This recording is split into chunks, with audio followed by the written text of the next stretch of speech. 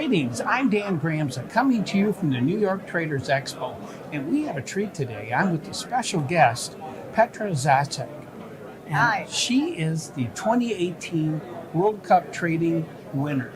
So, Petra, I have to tell you, if you wouldn't mind sharing with us, I'm sure a lot of people would be interested in what were some of the things that you looked at, or how did you create your strategy? Was it short-term trading? Was it swing trading? We're holding positions longer. Whatever you feel comfortable with sharing with us, I'm sure our viewers would be interested in hearing about. Yes, so I'm a little bit exotic for most of the traders because I do trade a lot of spreads. So not majority, but a lot of futures traders so let's take a step back. A lot of traders don't even know what futures are, what commodity futures markets are about. They are very different to stock markets. It's like kind of a segregated type of market. And then when you take the whole cake of the futures traders, probably 30 to 40% actually understands what a spread means and how does that come together and what it is. So majority of my trades I do are actually spreads. And are they spreads in financials, commodities? Did you ever pick a particular market sector that you like? I would trade around 45 most liquid commodities. Predominantly on the spread side, I would do commodities as such, not so much financials because the market, for example, S&P market or E-mini market is used by financials to hedge their exposure on anything else as an overlay hedge. Therefore, that market is so efficient that you don't have spread inefficiencies, you don't have curve plays as much. The same comes with interest rates. Interest rate market, euro dollar on all these futures, they are literally used by, that's exhausted. Why would I compete with guys, about trillion books, That's true. Doesn't make sense to me. So then did you like metals? Were you into energy, agricultural markets? Energies, grains, meats, metals, some, not all of them. Again, gold sometimes is used as an overlay. Again, sometimes it's not as, I like things where they are kind of obvious in disguise, that things standing there looking at you, but everyone is looking past them.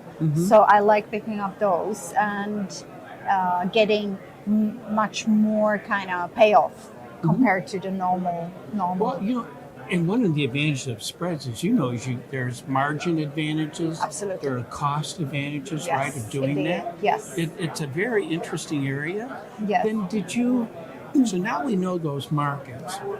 Were these trades that were swing trades that would last from a few days to a few weeks or months, or how long did you typically hold a position, or do you hold a position? Well, there are some trades which are seasonal trades, which are longer. They can go anywhere between a week to 2-3 months because they are so juicy and so nice that it makes sense to hold them. Then there are trades which are purely few days.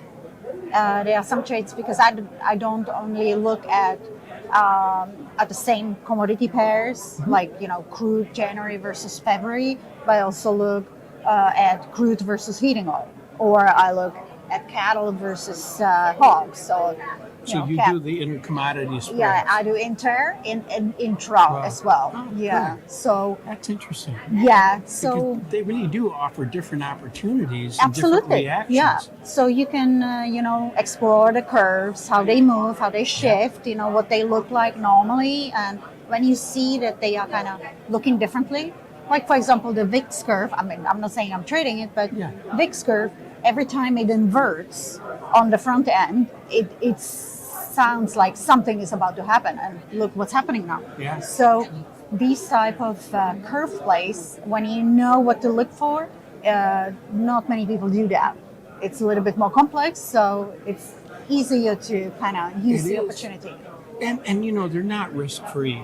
No, of course not. And that's what always amazes me, how the exchanges do give credits for a spread which Yeah. implies that you're long short. So they're saying, oh, yeah, there's less risk. But I don't agree with that idea, although I am in you need to be favor of careful. the You need to lower be margin. careful. But Yes. yes, you do. You do. Yeah, it's true that, for example, when you look at normal crude spread, it's like 20 to 1. So you can trade 20 contracts of a crude gen fab spread compared to one contract of crude of current continuous contract. Exactly. So exactly. it makes a big difference. It does make a big difference. Yes. You're right. So when you think about efficiency of utilizing your capital, Yes. spreads are really something that, and I agree with you also, that's overlooked, but can be very powerful.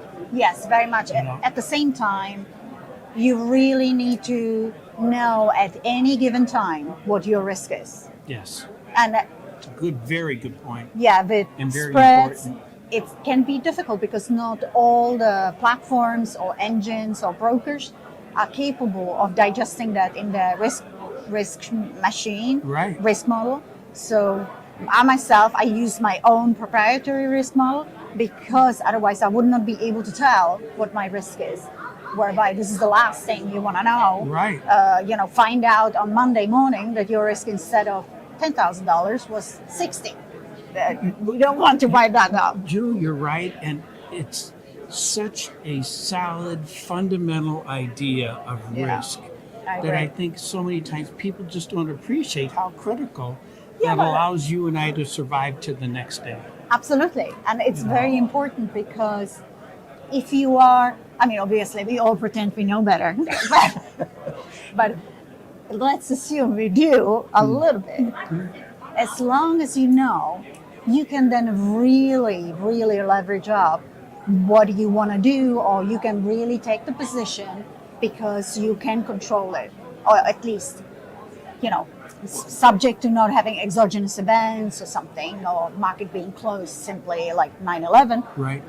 You can kind of, most of the times you can actually control what you're doing. Right. That safety net is so critical Yes, to your indeed. comfort and confidence with the Yeah. trade, also to allow it to mature. Yeah. Because you know you have that safety net there. Yeah. Now, so some of the trades you did were seasonal trades, like those types Some of them were just, because I saw an opportunity on the curve in that territory.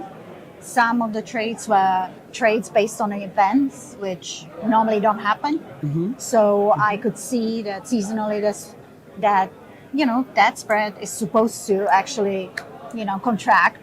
And there was an event which was actually helping the contraction being even more. So if that happens, I'm just gonna double up my position because I know it's already bound to contract, Yeah. and that is gonna, expand that contraction. So it really depends. I'm quite opportunistic, but quite conservative. I'm not. A lot of people do trade championship accounts, like. Blow it out of the proportion and win it, or go bust and broke home type of thing, because Right. they are small accounts. Right. I did not really trade an account like that. It was just another part of my overall portfolio. So it was a little bit different approach. A lot of people use it for testing different new trades, if they work or not. Sure. I don't really do that. I'm more conservative on that front. Oh, that's good. That makes sense. And then did you use technical approaches to help you decide when to get in and when to get out? Or Yeah. was it more your analysis of just how that spread is setting itself up and the fundamental drivers behind it? Or was it a combination? It's a combination. If I know that the spread historically over the last 15, 20 years has had tendency to, look at crude. Crude spreads tend to contract considerably starting from third week of October. If I can see it setting up, and if I can see that it is working, well, I'm gonna do that. So Sure. this would be that. And sometimes the curve is gonna even help me because I can see it's getting set up earlier.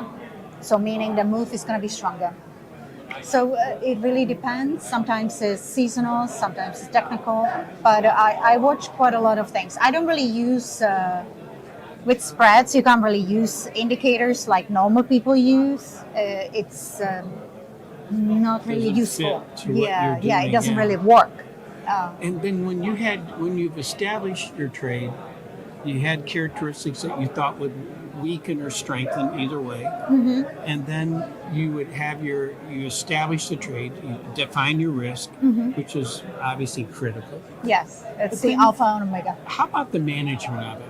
When you had a trade that was cooperating, when the spread was working for you, was there any particular way that you managed the profit in that Yes. spread? Yeah. So first of all, you can trail it. So that you move up the stop when it goes your direction. So I sometimes tend to do that because it means to me that if then that spread has a temporary retracement, because I move up my stop, I can load up more. So I can add, because I always have like ultimate kind of dollar amount which I'm gonna put into this trade. So if that trade goes into my direction and then I am moving up the stop up with it and then it retraces temporarily, I'm gonna jump in and add some more to top up that risk. So I am not increasing that risk really. No. I'm just loading you up to the initial level of the risk I did have. Well, when you think about it too, when do you want to add to a position? You want to add to a position when it's cooperating. Yes, indeed. It's the time so your risk parameter goes down, your average stop point actually changes now that Yes. you've added that. Yeah. So it's a logical thing to do, but most people don't do that. Yeah. They do the opposite. When in a losing trade, they'll double down or they'll add Yeah. more, which I don't like adding to a loser. Yeah. But so I have to tell you, I really enjoyed visiting with you. Thank you so much for Thank sharing you. so many terrific ideas with our audience. And Yeah. I want to thank you also for visiting with us today. Looking forward to being with you again live from the New York Traders Expo. I'm Dan Gramson.